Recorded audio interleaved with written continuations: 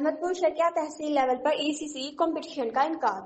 احمدپور شرقیہ وزیر اعلیٰ پنجاب مریم نواز کے پڑھا لکھا پنجاب ویژن کے تحت تحصیل سطح پر ECCE کمپٹیشن منعقد کیا گیا۔ ڈسٹرکٹ ایجوکیشن آفیسر توکل حسین کی نگرانی میں deputy district education officer Asiya تسلیم انور نے تعلیمی معیار بہتر بنانے کے لیے مقابلے کا انعقاد کیا۔ مہمان خصوصی پرنسپل ڈگری کالج برائے خواتین میڈم فوزیہ نے بچوں کا تعلیمی معیار چیک کیا اور نمایاں کارکردگی دکھانے والے طلباء میں انعامات تقسیم کیے۔ تقریب کے اختتام پر نیو انرولمنٹ مہم کا آغاز بھی کیا گیا، جس میں نئے بچوں کے داخلے کیے گئے۔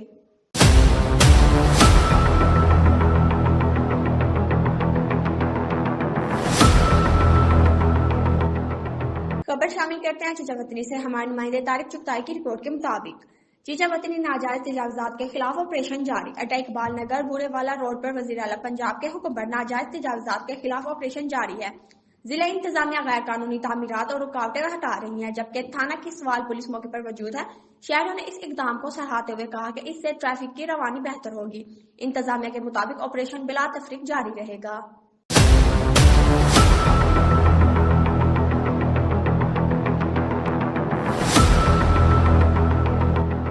Ahmedpur Sharqia peoples party labour bureau کے نئے عہدیداران کا اعلان۔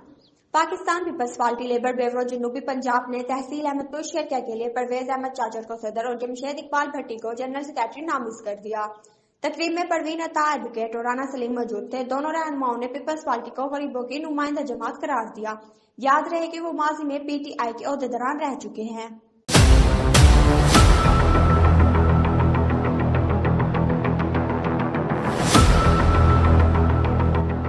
چنی گوٹ بے سہارا راجپوت خاندان کا احتجاج۔ چنی گوٹ کے بااثر افراد کے مبینہ مظالم سے تنگ آ کر ایک بے سہارا راجپوت خاندان نے پریس کلب میں احتجاج کیا۔ متاثرہ خاندان کا کہنا ہے کہ ملزمان کی جانب سے دھمکی آمیز رویہ بدستور جاری ہے، جس کے باعث انہیں جان و مال کا خطرہ لاحق ہے۔ مظاہرین نے حکام سے فوری تحفظ فراہم کرنے اور انصاف دلانے کا مطالبہ کیا۔ مزید جانتے ہیں طارق حسین سے۔ جی طارق، آغاز کیجیے گا۔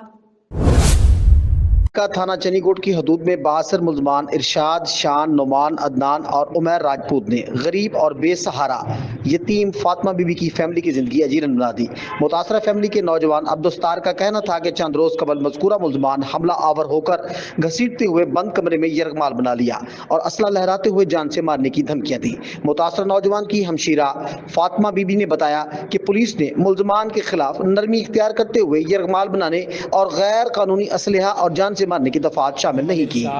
محمد عدنان، محمد شان، محمد نعمان اور محمد عمیر، ان لوگوں نے مجھ پر حملہ کیا ہے، مجھے مارا ہے، لاتے، غصے، چماٹے، تھپڑ اور گنے سے مجھے مارا ہے۔ پھر مارنے کے بعد مجھے وہاں سے گھسیٹ کے گھر لے گئے ہیں، گھر پہ مجھے مارا ہے، اسلحہ لے کر آئے ہیں، وہ میرے یعنی کہ نا سر پر رکھا ہے، مجھے دھمکیاں دی ہیں جان سے مارنے کی، میرا گلا دبایا ہے۔ بالکل قانون کو میں نے 15 پہ کال کی، ہاسپٹل میں کھڑے ہو کے، وہاں پہ پولیس والا آیا، انہوں نے آ کے ان کی حالت دیکھی، حالت دیکھنے کے بعد انہوں نے جو اس کے اوپر تشدد ہوا اس کا انہوں نے کہا بظاہر کوئی نشان نہیں ہے، اس لیے آپ اسے ریفر کروا کے ہمیں احمد پور بھیجا گیا، اور انہوں نے جو FIR کاٹنی چاہی تھی وہ بھی نہیں کاٹی۔ بیوہ عورتوں، میرے بچہ یتیم ہے، میرے بچہ نو بالکل ہی مار دیا تھا انہوں لوگوں نے۔